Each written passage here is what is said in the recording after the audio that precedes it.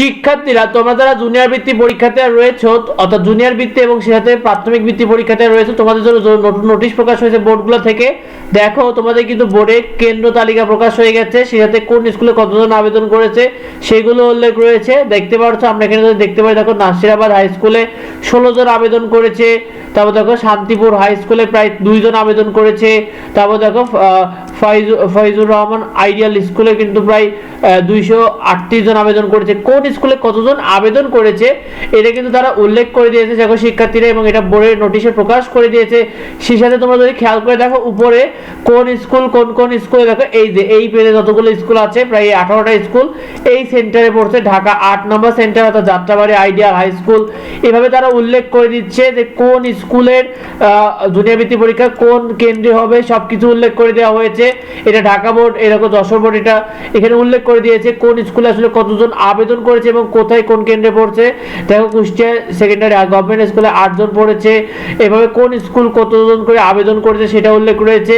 সেই সাথে দেখো এখানে কেন্দ্র তালিকা প্রকাশ করেছে যে কোন স্কুলে কেন্দ্র তালিকা কোথায় হচ্ছে, এগুলো সব উল্লেখ রয়েছে। শিক্ষার্থীরা প্রতিটা বোর্ড থেকে এটা প্রকাশ করে দিয়েছে যে কোন স্কুল থেকে কতজন আবেদন করেছে জুনিয়র বৃত্তি পরীক্ষার জন্য, সবকিছু উল্লেখ রয়েছে।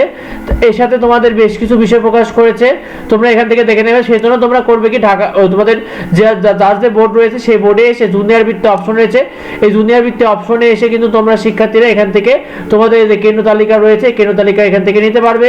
সেটাই তোমাদের আবেদন সংক্রান্ত কিন্তু নোটিশ প্রকাশ করেছে, তোমাদের অ্যাডমিট কার্ড দেবে সেই সংক্রান্ত কিন্তু ইতিমধ্যে নোটিশ প্রকাশ করে দিয়েছে শিক্ষার্থীরা বোর্ড থেকে।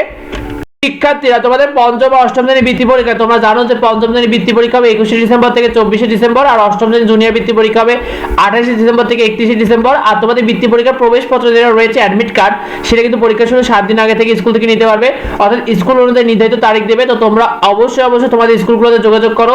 দেখো তোমাদের প্রবেশপত্র দেওয়ার তারিখ হয়ে গেছে মোটামুটি। শিক্ষার্থীরা প্রবেশপত্র কোনো ভুল থাকলে ওই দিনই অবশ্যই সংশোধন করতে হবে, অর্থাৎ যদি তোমার প্রবেশপত্রে তোমার নামের ভুল বা তোমার বাবা মার নামের ভুল থাকে তবে সেক্ষেত্রে তারা সংশোধন করে দেবে।